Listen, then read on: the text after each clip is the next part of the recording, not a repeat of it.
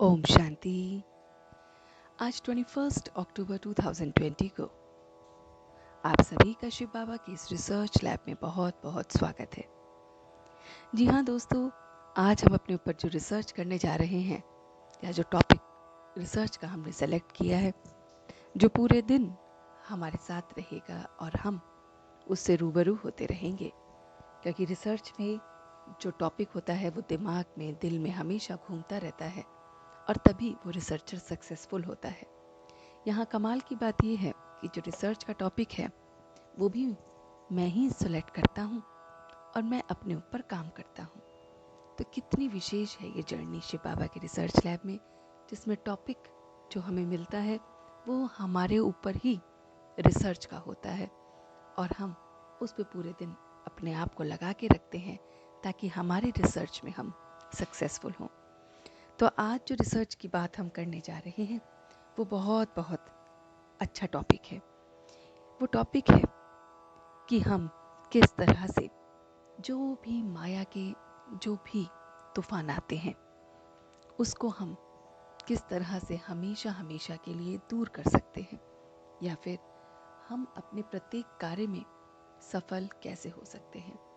तो सबसे पहले हम देखेंगे रिसर्च के लिए कि हमें असफलता पूरे दिन में कहाँ कहाँ मिलती है। तो सबसे पहले लौकिक कार्यों को देखेंगे, जहाँ पर हम अपने घर के में और अपने घर वालों के साथ रहते हैं, लोगों के साथ रहते हैं, अपनी फैमिली मेंबर्स के साथ रहते हैं और उनसे संबंधित हमें असफलता कब कब महसूस होती है। मनमुटाव होता है या फिर हमारा मन जो वो कहते हैं उसमें डामाडोल होता है, या फिर हम जो कहते हैं वो नहीं समझते हैं। ऐसे असंख्य बातें आपके मन में आएंगी जब ये प्रश्न उठेगा कि लौकिक में आपको असफलता कब मिलती है। असफलता छोटी छोटी बात भी हो सकती है। अगर हमने किसी के लिए वेल विशर होकर उनसे कहा कि ये कार्य करो और वो नहीं कर रहे हैं, तो भी वो सफलता की हमारी उस श्रेणी को असफल दिखाता है। तो कहने की बात यह है दोस्तों कि जब हम लौकिक कार्य में होते हैं तो लौकिक कार्य में बहुत सारी हमारी अड़चनें भी आती हैं और सफलताएं भी होती हैं। तो कौन कौन सी ऐसी बातें हैं जहां हमें असफलता मिलती है, और क्योंकि हम दूसरे के भले के बारे में सोच रहे हैं, उसको अच्छा करने के लिए सोच रहे हैं, लेकिन वो समझ ही नहीं पा रहा है, तो ऐसी बहुत सारी अड़चनें आती हैं। उसमें हमें क्या करना है, या ऐसा हम क्या करें कि हमें उसका पहचान हो जाए कि ये ऐसे ऐसे होगा, इस तरह से काम होगा या नहीं होगा। दूसरी बात आती है अलौकिक कार्य में। अलौकिक कार्य में डिवाइन, जहाँ पर हम और लोगों से जुड़े हैं जिनकी जो सोच है वो हमारी जैसी है, जो काम है वो हमारे जैसा ही कर रहे हैं, उनकी थिंकिंग, उनकी रिसर्च का प्रोसेस भी हमारे जैसा है, लेकिन जैसे पांचों उंगलियां बराबर नहीं होती, ऐसे विचार मन मुटाव आ जाता है, कुछ ना कुछ हम उसमें उलझ जाते हैं। तो ऐसा क्या करें कि हम अपने आप को सफल रखें लौकिक और अलौकिक कार्य में। तो माया किसी भी रूप में आए, लेकिन हम उसे बस ऐसा समझे कि वो जो है वो पेपर का टाइगर है, जो पेपर पे टाइगर बना है उसी की तरह है। तो उसके लिए हम विशेष दो तीन बातों को ध्यान में रखेंगे। सबसे पहले देखना है कि मैं अपने उस सुप्रीम को as a father, as a companion पूरे दिन में लेके चलता हूँ कि नहीं। जी हाँ दोस्तों, आपने रिसर्च में यही देखना है कि जब भी आपको परमात्मा याद आए या स्वयं का कोई कार्य याद आए या किसी से मिलते हैं, तो क्या मेरा कंपेनियन मेरे साथ खड़ा है, आपने ये लेके चले, इसका अनुभव करना है। आज से पहले हमने इसका अनुभव नहीं किया था, तो हमें अलग अलग असफलता हमें मिलती है। लेकिन जब जब जैसे जैसे हम अपने आप को देखते हैं, अपनी जर्नी को देखते हैं, तो हम सफल होने के लिए यह निश्चय करते हैं कि आज से मैं हर पल उस परमात्मा को कंपेनियन के रूप में, दोस्त के रूप में, फादर के रूप में लेके चलूँगा।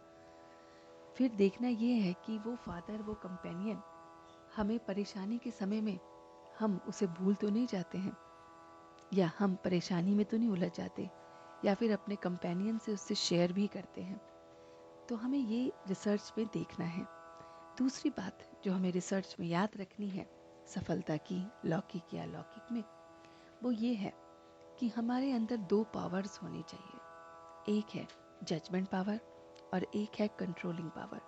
जी हाँ दोस्तों, जजमेंट पावर या कंट्रोलिंग पावर बहुत बहुत ज़रूरत है। जजमेंट पावर से हम ये देख पाएंगे कि लौकिक या अलौकिक कोई भी हमारे संपर्क में है, कोई भी हमसे बातचीत कर रहा है, तो उसका मन का मोटिव कैसा है, उसके मन के विचार कैसे हैं, वो हमसे क्या चाह रहा है। तो वो पहले से ही उसकी नब्ज पकड़ के देख लेना, ये भी एक रिसर्च का बहुत बड़ा एंगल है, ताकि हमारा समय व्यर्थ ना हो, हमें पहले ही उसका एहसास हो जाए। और फिर कंट्रोलिंग पावर से अपने को भी एकदम कंट्रोल में रखना, कि जो उसकी प्रॉब्लम्स हैं, जो उसकी हर्डल्स हैं, जो उसकी बीमारी है, उसमें अपने आप को टू मच नहीं फंसा के रखना है। क्योंकि अक्सर दोस्तों हम भी अपने रिसर्च में देखते हैं कि जब हम किसी बात पे चिंतन करते हैं, जब हम किसी बात पर विचार करते हैं, तो हम उस समय अपने आप को हमेशा ये देखते हैं कि हमें अपने ऊपर कार्य करने के लिए दूसरों के विचारों का भी अपने ऊपर असर नहीं होने देना है। तो उसके लिए कंट्रोलिंग पावर बहुत बहुत हेल्पफुल होती है। तो कंट्रोलिंग पावर और हमारी जजमेंट पावर, और तीसरा वो परमात्मा, हमारा बाप, हमारा कंपेनियन जो हमारे साथ है। तो माया का कोई भी रूप आएगा वो हमें पेपर टाइगर की तरह ही नजर आएगा। तो दोस्तों आज पूरे दिन इस पे रिसर्च कीजिए। कल फिर मिलते हैं आपसे अपनी इस शिव बाबा की रिसर्च लैब में। तब तक के लिए धन्यवाद। ओम शांति। ओम शांति। ओम शांति।